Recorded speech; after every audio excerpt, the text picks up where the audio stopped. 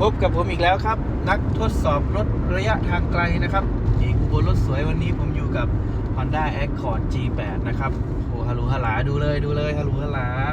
แพนไปกล้องแพนไปเป็นไงรถหรูระดับผู้บริหารนะครับในราคาแบบ